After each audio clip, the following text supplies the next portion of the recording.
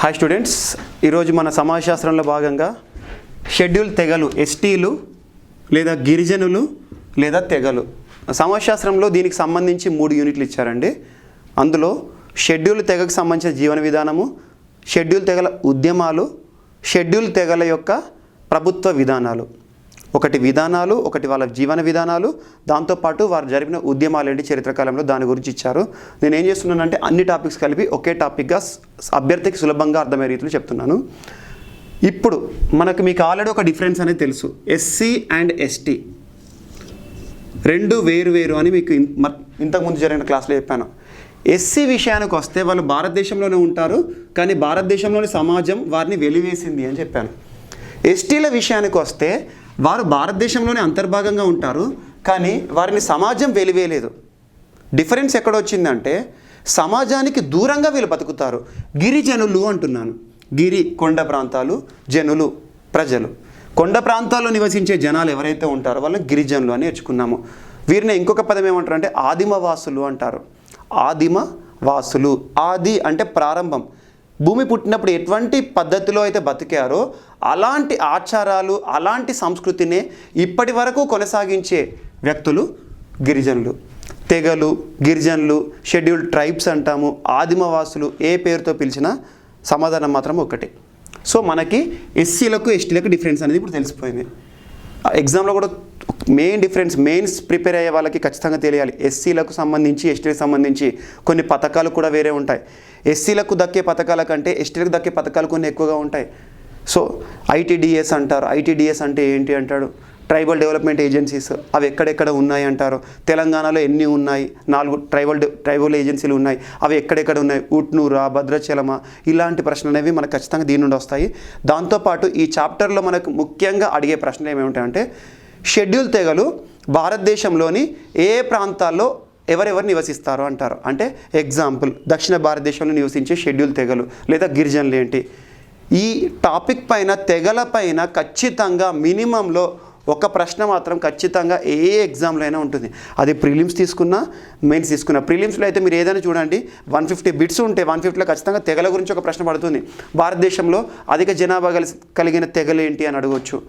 లేదా షెడ్యూల్ తెగ సెంటినలీస్ ఏ ప్రాంతంలో నివసిస్తారు అంటారు.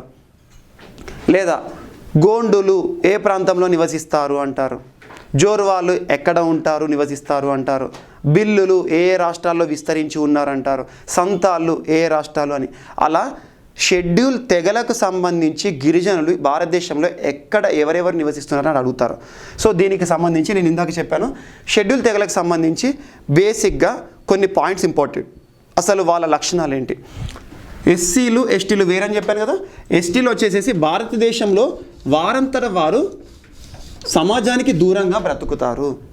ఫస్ట్ షెడ్యూల్ తెగలలో ఒక్కొక్క సమాజానికి ఒక్కొక్క పేరు ఉంటుంది. ఒక్కొక్క సమాజానికి ఒక్కొక్క పేరు అంటే ఏంటి? ఎగ్జాంపుల్ మీరు చూడండి, తెలంగాణలోనే కొన్ని షెడ్యూల్ తెగలు ఉన్నాయి.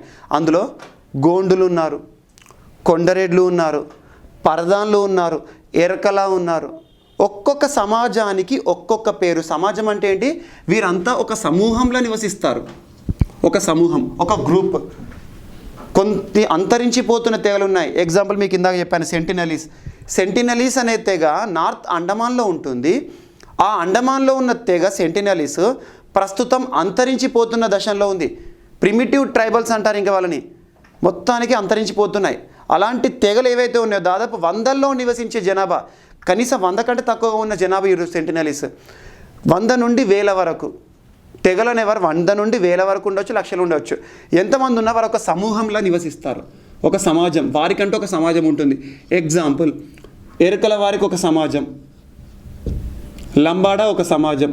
ఒక్కొక్క సమూహంలో నివసిస్తారు.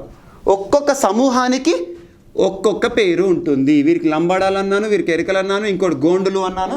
ఒక్కొక్క సమాజానికి ఒక్కొక్క పేరు అనేది ఉంటుంది. First condition. నెక్స్ట్, ప్రకృతిని ఆరాధిస్తారు మరియు న్యాచురల్ రిసోర్సెస్. ప్రకృతిని ఆరాధిస్తారు. ప్రకృతిని ఆరాధించడం అంటే ఏంటిది? ప్రకృతిలో దొరికే చెట్టును కానివ్వండి, చెట్లను, లేదా జీవరాశులను కానివ్వండి, వాటిని ఆరాధిస్తారు, ఆదరిస్తారు. మీకు ఒక ఎగ్జామ్లో ఒక ప్రశ్న పడుతుంది, ప్రకృతి రక్షకులు అని ఎవరిని అంటారు? ప్రకృతిని రక్షిస్తారు వీళ్ళు. ఈ రకంగా ఆదిమవాసుల యొక్క జీవన విధానము ఒక్కొక్క సమూహానికి ఒక్కొక్క పేరు ఉంటుంది. ఒక్కొక్క సమూహానికి ఒక్కొక్క పేరుతో పాటు ఒక్కొక్క భాష ఉంటుంది. భాష కూడా ఒక్కొక్క తెగకి ఒక్కొక్క భాష ఉంటుంది. మీరు చూడండి, లంబాడా వారిది ఒక భాష ఉంటుంది, ఎరుకల వారిది ఒక భాష ఉంటుంది, గోండులది ఒక భాష ఉంటుంది. మనం ఇక్కడ నేర్చుకునే అంశం ఏంటంటే, తెగలు అనే అంశం చెప్తున్నాం. గిరిజనులంతా ప్రత్యేకంగా నివసిస్తారన్నాడు. కానీ మనం అబ్జర్వ్ చేయవలసింది ఏంటంటే, గిరిజనులందరూ సమాజానికి దూరంగా నివసిస్తారు. భారతదేశంలో ఉన్న సమాజం ఏదైతే ఉంటుందో దానికి దూరంగా నివసిస్తున్నారు. కానీ ఆ గిరిజనులు ఏవైతే సమాజం దూరంగా బ్రతుకుతున్నారో వారు కూడా వాళ్ళలో వాళ్ళు ఒక సమాజానికి ఒక సమాజము ఎవరికి వాళ్ళు ఇండిపెండెంట్ స్వతంత్రంగా బతుకుతారు. ఏ సమాజానికి ఉండే లక్షణాలు ఆ సమాజానికే ఉంటాయి. ఒక సమూహము ఇంకొక సమూహంతో కలవరు. ఎగ్జాంపుల్ మీకు గోండులు అన్నాను. గోండులు ఎరుకలు కలవరు. వారి జీవన విధానం వారికే ఉంటుంది, ఎరుకల జీవన విధానం వారికే ఉంటుంది. సో ఈ రకంగా ఒక్కొక్క సమూహము తెగలన్నీ కూడా వాళ్ళలో వాళ్ళు వేరువేరుగా బతుకుతారు. ఒక్కొక్క తెగ ఒక్కొక్క ప్రాంతంలో ఒక్కొక్క లక్షణాలతో కూడుకొని జీవిస్తూ ఉంటుంది. ఒక్కొక్క సమూహానికి ఒక్కొక్క భాష ఉంటుంది. అలా తెగలకి కూడా చాలా భాషలు ఉంటాయి. సో వాస్తవానికి మీకు తెగలు, ట్రైబ్ అని చెప్తున్నాను, షెడ్యూల్ ట్రైబ్ అన్నాను. ట్రైబ్ అనే ఒక పదము ట్రైబస్ అనే రోమన్ పదం నుండి వచ్చింది. ట్రైబస్ అనే రోమన్ పదం నుండి వచ్చింది. ఆ ట్రైబ్స్ ఎవరైతే ఉంటారో అంటే సమూహము అన్నట్టు, ఈ ట్రైబ్స్ ఏవైతే ఉంటాయో ఒక్కొక్క సమూహానికి ఒక్కొక్క పేరు, ఒక్కొక్క సమూహానికి ఒక్కొక్క భాష, వాళ్ళందరూ కూడా అన్ని తెగల్లో కూడా ఉండే సాధారణ లక్షణం, అన్నిట్లో ఉండే యూనిక్ ఫ్యూచర్ ఏంటంటే అందరూ కూడా ప్రకృతిని రక్షిస్తారు. ప్రకృతిలో దొరికే మొక్కను కానివ్వండి, ఒక్కొక్క సమయం ఎగ్జాంపుల్ కొన్ని తెగల వాళ్ళు ఉంటారు, నాగుపామును మొక్కుతారు. కొన్ని తెగల వాళ్ళు ఉంటారు, తేలును మొక్కుతారు. కొన్ని తెగల వాళ్ళు ఉంటారు, పులులను మొక్కుతారు. కొన్ని తెగలు చెట్లను మొక్కుతారు. అలా ప్రకృతిలో కనబడే జీవరాశులని ఏవైతే ఉంటాయో జీవ సంపదని ఆరాధిస్తూ బతుకుతారు. అందుకే వాటిని ప్రకృతి రక్షకులు అంటున్నాము. సో అలాంటి ప్రకృతి రక్షకులు వీళ్ళకి దీనికి సంబంధించి ఆరాధిస్తారని కదా. టోటెమ్ అనే ఒక నిబంధన ఉంటుంది. టోటెమ్ అంటే ఏంటంటే ఒక్కొక్క తెగ సమూహానికి కొన్ని నియమ నిబంధనలు ఉంటాయి. నిబంధనలు ఒక గుర్తింపు కానివ్వండి, ఒక్కొక్క తెగకి ఒక్కొక్క గుర్తింపు ఉంటుంది. ఒక తెగకు సంబంధించిన వాళ్ళందరూ కూడా వాళ్ళ చేయి పైన కానివ్వండి, భుజం పైన కానివ్వండి ఒక స్నేక్ సింబల్ వేసుకోవడం కానివ్వండి, పచ్చబొట్లు పొడుచుకోవడం కానివ్వండి, గాజులు ధరించడం కానివ్వండి, అలా ఒక్కొక్క తెగకు కొన్ని నిబంధనలు ఉంటాయి. వాటిని టోటెమ్ నిబంధనలు అంటారు. టోటెమ్ అంటే ఒక జంతువుని కానీ ఒక వృక్షాన్ని కానీ వాళ్ళు వారి యొక్క మూల పురుషునిగా లేకపోతే వారి యొక్క ఆరాధ్య దేవునిగా కొలుస్తారు. దాన్ని వారు ఏదైతే మొక్కుతారో దాన్ని టోటెమ్ అంటారు. టోటెమ్. ఎవరైతే ఈ టోటెమ్ని వైలేట్ చేస్తారో, ఎవరైతే ఇప్పుడు సమూహం ఎగ్జాంపుల్ తెగలు ఆరాధించే దేవుడు ఎవరైతే ఉంటారో, చెట్టు కానీ జంతువు కానీ ఉన్నారో, ఆ టోటెమ్ని నిషేధించిన వాళ్ళు ఆ టోటెమ్ని చంపడం కానివ్వండి. ఎగ్జాంపుల్ పామును కొలిచే సమాజం ఉంటుంది. ఆ సమాజంలో ఎవరైనా పాములు చంపారనుకోండి, కథం వాళ్ళపైన ట్యాబు అనే ఒక నిషేధం ఉంటుంది. ట్యాబు అంటే కొన్ని చేయకూడని పనులు, తెగ సమూహంలోని వ్యక్తులు చేయకూడని వాటిని ట్యాబు అంటారు. ట్యాబు అంటే నిషేధం. ఆ తెగకు సంబంధించిన వ్యక్తులు కొన్ని పనులు చేయకూడదు అంటారు. వాటిని ట్యాబు అంటారు. నిషేధాల్లో మనకు కూడా తెలుసుకొని ఉంటాయి. ఎగ్జాంపుల్ తెగల్లో అప్పుడే పుట్టిన శిశువును ముట్టుకోకూడదని, చనిపోయిన శవాన్ని తాకకూడదని, ఏదైతే చనిపోయిన వారు ఉంటారో శవము, ఆ శవాన్ని తాకకూడదని, అప్పుడే పుట్టిన వాళ్ళని ముట్టుకోకూడదని. మన భారత సమాజంలో కూడా చూడండి, ఎవరైనా పుట్టినప్పుడు ముట్టుకోరు, 11 days ముట్టుడు అని అది ఉంటుంది. చనిపోయిన వాళ్ళకు కూడా 11 days ఉంటుంది. అలాంటి కొన్ని ఉంటాయి, వాటిని ట్యాబు నిషేధాలు అంటారు. అవి నిషేధాలు. ఎవరైతే ట్యాబుని ఉల్లంఘిస్తారో, ఈ నిషేధాలను ఉల్లంఘిస్తారో వాళ్ళు మళ్ళీ పరిహారం చేసుకోవాలి, శాంతి పూజ లాంటివి చేసుకోవాలి. అలా ప్రకృతిని ఆరాధిస్తారు. టోటెమ్ నినాదం ఉంటుంది, ట్యాబు ఉంటుంది. ఒక్కొక్క తెగకి ఒక్కొక్క భాష అనేది ఉంటుంది. వీళ్ళలో ప్రత్యేక వివాహ వ్యవస్థ ఉంటుంది, అంతర్వివాహ పద్ధతి, అంతర్వివాహం ఉంటుంది. ఇంద్రజాలం పైన ఆధారపడి జీవిస్తారు. కొన్ని ఇంద్రజాలం ప్రత్యేక వివాహ పద్ధతులు, అంతర్వివాహాలు. అంతర్వివాహాలు అంటే ఒక తెగ సమూహంలోని వ్యక్తులు ఆ తెగ సమూహంలోని వ్యక్తులకే వివాహ సంబంధాలను ఏర్పాటు చేసుకోవచ్చు. అంటే ఏంటంటే ఎగ్జాంపుల్, మీకు లంబాడీ వాళ్ళు ఉన్నారు. లంబాడీకి సంబంధించిన ప్రజలు ఎవరైతే ఉంటారో వారి వివాహ పద్ధతులు, ఒక అమ్మాయి లంబాడీకి సంబంధించిన అమ్మాయి వివాహం చేసుకోవాలంటే మళ్ళీ లంబాడీకి సంబంధించిన వాళ్ళే వరుడిని చేసుకోవాలి. ఏ తెగ సమూహంలోని వ్యక్తులు ఆ తెగలోనే వివాహం చేసుకుంటారు. దాన్ని అంతర్వివాహ పద్ధతి. ఆ తెగ నుండి బయటికి రారు. ఏ తెగ వాళ్ళు ఆ తెగ వాళ్ళని మ్యారేజ్ అనేది ఉంటుంది. అందులో పద్ధతులు కూడా ఉంటాయి. ఎగ్జాంపుల్, గారో కానివ్వండి, కాశీ కానివ్వండి. ఈ తెగల్లో ఉండే లక్షణం ఏంటంటే వివాహం జరిగిన తర్వాత వరుడు ఎవరైతే ఉంటారో వరుడు వధువు ఇంటికి వెళ్తారు. వరుడు వధువు ఇంటికి వెళ్తారు. కొన్ని తెగలు ఉంటాయి, సోరాలు అంటారు మన ఈశాన్య భారతదేశంలో. సోరాల యొక్క వివాహ పద్ధతి ఎలా ఉంటుందంటే వివాహం జరిగిన తర్వాత ఆ వధువు వరుడి ఇంటికి వస్తుంది. గారో కాశీలు ఎట్లా ఉంది, వరుడు వధువు ఇంటికి వెళ్తారు. అదే సోరాలేంటి, వధువు వరుడి ఇంటికి రావడం అనేది జరుగుతుంది. ఈ రకంగా వివాహ పద్ధతి కూడా ప్రత్యేకంగా ఉంటుంది. కొన్నిట్లలో బహిర్వివాహం ఉంటుంది, లేదా కొన్నిట్లలో బహువివాహం ఉంటుంది. బహువివాహం అంటే ఒక వ్యక్తికి ఎక్కువ మంది భార్యలు ఉండడం, లేదా దాన్ని ఏమంటారంటే బహుభార్యత్వం అంటారు. బహుభార్యత్వం ఎలాంటి పరిస్థితిలో ఉంటుంది అంటే వేట ప్రధానంగా ఉండే తెగలలో, వేటనే జీవనాధారంగా బ్రతికే తెగలలో బహువివాహం, బహుర్వివాహం, బహుభార్యత్వం అనేది ఉంటుంది. వీరి యొక్క జీవన విధానం ఎలా ఉంటుంది అంటే అయితే వ్యవసాయం చేస్తూ బతుకుతారు, లేకపోతే వేట ప్రధాన వృత్తిగా బతుకుతారు. వ్యవసాయం లేదా వేట.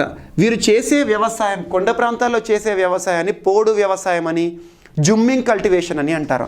జుమ్మింగ్ లేదా పోడు వ్యవసాయం అంటారు. కొన్ని తెగల్లో జీవన విధానం ఎట్లుంటుంది అంటే కేవలం వేటపైనే ఆధారపడి ఉండే జీవన విధానం ఉంటుంది.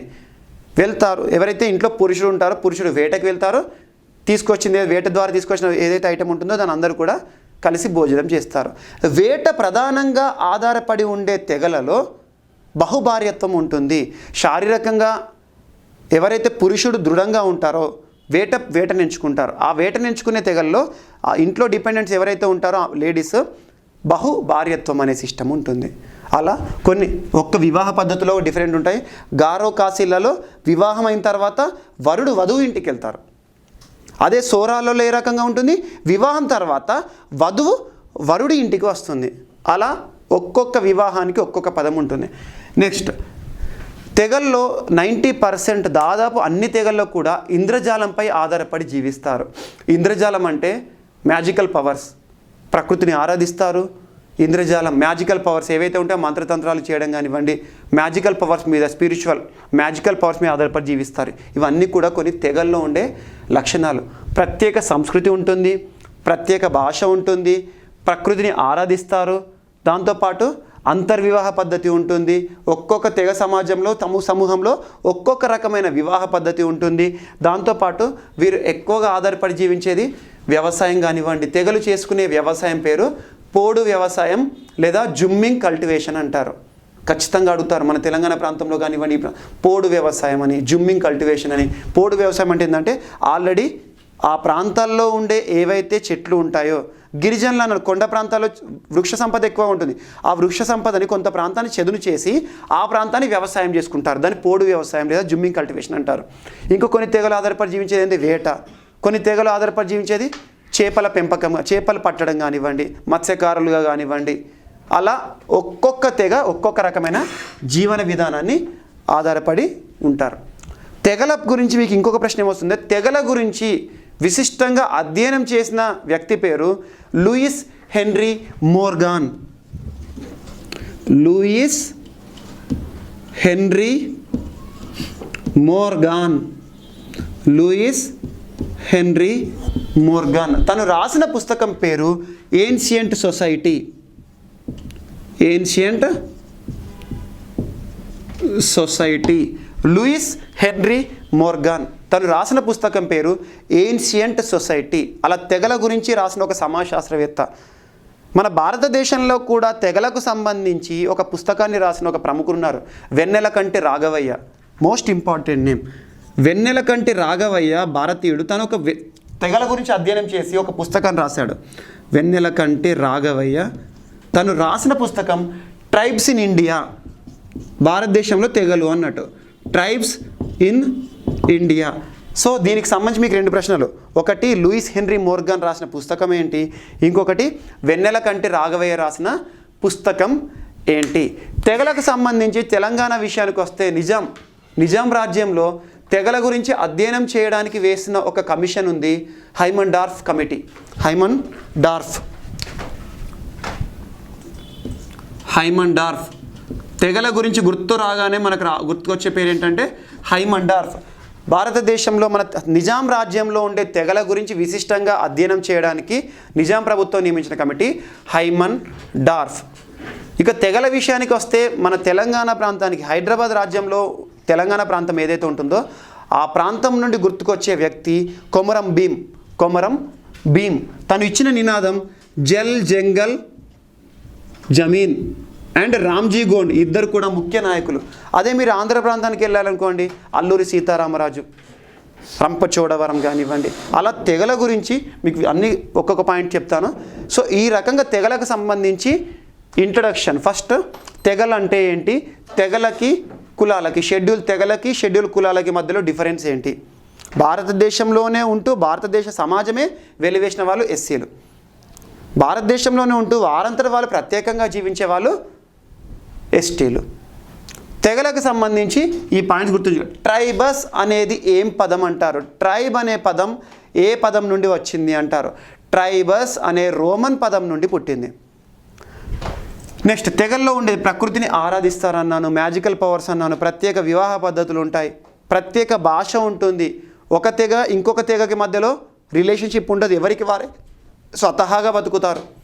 ఇక దీనికి సంబంధించి ఇంకొక మోస్ట్ ఇంపార్టెంట్, భారతదేశంలో తెగలు, షెడ్యూల్ తెగలు అత్యధికంగా ఉండే రాష్ట్రం, షెడ్యూల్ తెగల విషయంలో అత్యధిక జనాభా ఉండే రాష్ట్రం number 1 place Madhya Pradesh.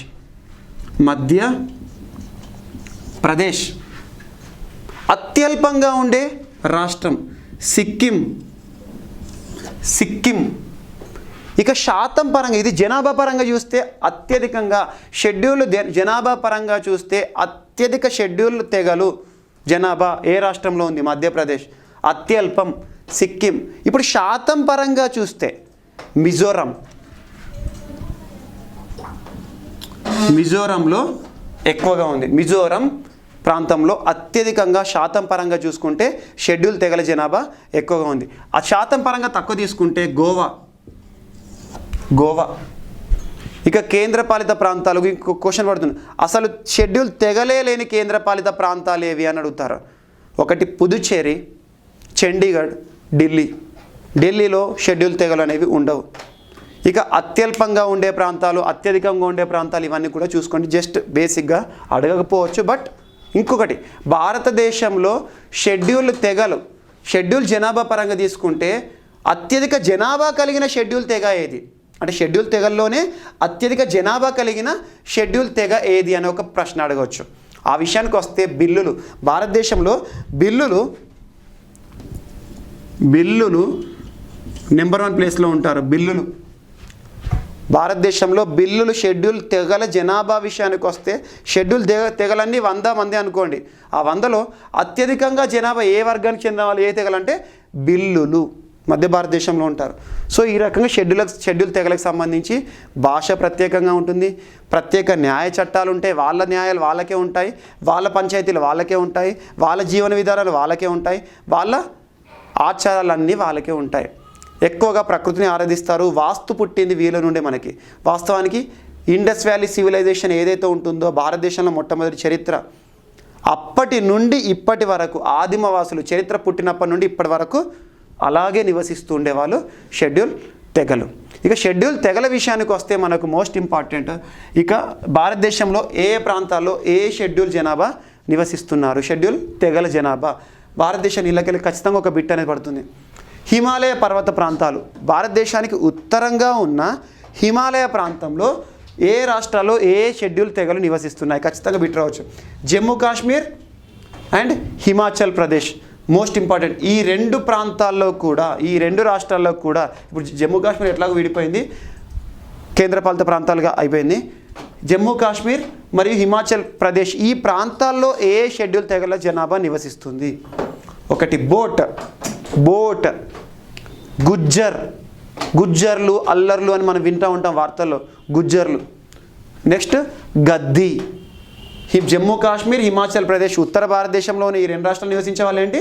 Boat, Gujjar, గద్దీ. Uttar Pradesh తెరాయ్. Uttar Pradesh ఏదైతే ఉంటుందో తెరాయ్ అనే ప్రాంతం ఉంటుంది ఉత్తరప్రదేశ్లో ఉత్తర భాగం. ఆ తెరాయ్ ప్రాంతంలో నివసించే తెగలు తారు అంటారు. ధారు. ఈశాన్య ప్రాంతాలు. ఒకటి గుర్తుంచుకోండి, భారతదేశం మొత్తంలో కూడా షెడ్యూల్ తెగల విషయానికి వస్తే ఈశాన్య భారతదేశంలోనే అన్ని తెగలు ఉంటాయి. మీరు అందుకే చూడండి, షెడ్యూల్ తెగలకి సంబంధించి ప్రత్యేకంగా రాజ్యాంగంలో 2 షెడ్యూల్స్ ఉన్నాయి. ఒకటి షెడ్యూల్ 5, షెడ్యూల్ 6. ఈ 2 షెడ్యూళ్ళు కూడా షెడ్యూల్ తెగలకు సంబంధించినవి, షెడ్యూల్ ప్రాంతాలకు సంబంధించినవి. షెడ్యూల్ 5 ఏమో భారతదేశంలోని అన్ని ప్రాంతాలు, అన్ని రాష్ట్రాలకు సంబంధించి ప్రత్యేక రక్షణలు షెడ్యూల్ కులాలకి, షెడ్యూల్ తెగలకి ఉంటాయి. కొన్ని ప్రాంతాలు ఒక్కొక్క రాష్ట్రంలో ఒక్కొక్క షెడ్యూల్ ఏరియా అని ఉంటుంది. ఆ షెడ్యూల్ ఏరియాకి సంబంధించి ఇది షెడ్యూల్ 5 అనేది భారతదేశం మొత్తం వర్తిస్తుంది. అదే షెడ్యూల్ 6 విషయానికి వస్తే ఈశాన్య ప్రాంతాల్లోని రాష్ట్రాలకు వర్తించేది ప్రత్యేకంగా షెడ్యూల్ 6. ఈశాన్య రాష్ట్రాలు ఏవైతే ఉంటాయో షెడ్యూల్ ప్రాంతాలు, మణిపూర్, మిజోరాం, మేఘాలయ, అస్సాం, త్రిపుర అని ఈ ప్రాంతాలు కదా, ఆ ప్రాంతాల యొక్క ప్రత్యేక రక్షణ షెడ్యూల్ 6లో ఉంటుంది. సో ఈశాన్య ప్రాంతాల్లో మొత్తం కూడా షెడ్యూల్ తెగలే నివసిస్తారు. దాదాపు షెడ్యూల్ తెగల జనాభా ఎక్కువగా ఈశాన్య భారతదేశంలో ఉంటుంది. ఈశాన్య ప్రాంతం అసోం, మిజో, గారో, ఖాసీ, బోడో. మేఘాలయ ప్రాంతం ఖాసీ, ఖాసా, గారో. మణిపూర్ మావో, కూఖీ. త్రిపురి. ఇప్పుడు మీకు అడుగుతాడు, మావో కూకీ అనే షెడ్యూల్ తెగలు ఏ ప్రాంతంలో చూడొచ్చు? అయితే ఈశాన్య ప్రాంతం అనే ఆప్షన్ ఇవ్వచ్చు, లేకపోతే మణిపూర్ అనే ఇవ్వచ్చు. ఈ మణిపూర్కి సంబంధించిన ఒక మహిళ ఉంది మనకి చరిత్ర కాలంలో, ఇప్పుడు కూడా ఫేమస్. తను మణిపూర్ ఉక్కు మహిళ అంటారు. Irom Sharmila. Armed forces special powers act అని ఒక చట్టం ఉంటుంది, వివాదాస్పద చట్టం, సాయుధ బలగాల ప్రత్యేక అధికారాల చట్టం, armed forces special powers act. ఈ చట్టానికి వ్యతిరేకంగా పోరాడింది ఇరోమ్ షర్మిల. మణిపూర్ సంబంధించి మణిపూర్, మావో, కూకీ షెడ్యూల్ తెగలు. నెక్స్ట్ త్రిపురలో త్రిపురి అనే షెడ్యూల్ తెగలు నివసిస్తాయి. ఆ తర్వాత మధ్య భారతదేశంలో ఏమేం తెగలు నివసిస్తాయి? ఒకటి మధ్యప్రదేశ్లో సంతాల్, బిల్, గోండ్. ఇంకోటి గుర్తుంచుకోండి, మన తెలంగాణ ప్రాంతంలో ఉండే గోండులు ఎవరైతే ఉంటారో ఛత్తీస్గఢ్ బెల్ట్ నుండి వచ్చారు. ఇప్పుడు మధ్యప్రదేశ్, ఛత్తీస్గఢ్ ఇక్కడ 2 చెప్పాలి. ఈ ప్రాంతాలు ఇవన్నీ కూడా ఛత్తీస్గఢ్లో కూడా ఉంటారు. ఛత్తీస్గఢ్ టిప్పు నుండి ఆదిలాబాద్ ప్రాంతంలోకి గోండ్ జనాభా అంతరించి, గోండ్ బెల్ట్ అదంతా కూడా. సో మధ్యప్రదేశ్లో సంతాల్, బిల్, గోండ్. బీహార్లో బీహార్ అండ్ జార్ఖండ్, బీహార్ నుండి వచ్చిన జార్ఖండ్ కాబట్టి ఈ 2 రాష్ట్రాల్లో ఉండే షెడ్యూల్ తెగలు ఏంటి? ఒకటి ముండా, మీకు తెలిసే ఉంటుంది, కరియా ముండా, బిత్సా ముండా. ఇవన్నీ కూడా మీకు బీహార్ ప్రాంతంలోని ఏదైతే ఉంటుందో జార్ఖండ్ మొత్తం కూడా ముండాల ఉద్యమం ఆధారంగానే వచ్చింది జార్ఖండ్ రాష్ట్రం. అలాంటి జార్ఖండ్ ప్రాంతం మరియు బీహార్ రాష్ట్రంలో ముండా, సంతాల్, ఒరావన్, హో అనే తెగలు ఉంటాయి. ముండాలు అత్యధికంగా ఏ రాష్ట్రంలో కలరని మీకు క్వశ్చన్ అడగవచ్చు. నెక్స్ట్ పశ్చిమ భారతదేశంలోని దాదాపు గుజరాత్, మహారాష్ట్ర ఈ ప్రాంతాలు. రాజస్థాన్ బిల్, మీనా, గరాసియా.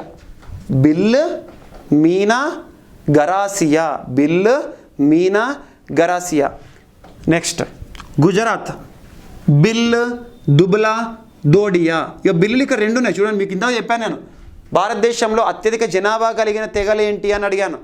బిల్లులు. సెకండ్ సంతాళ్ళు. తెలంగాణ విషయానికి వస్తే అత్యధిక జనాభా కలిగిన గిరిజన తెగలు ఏంటి అంటారు.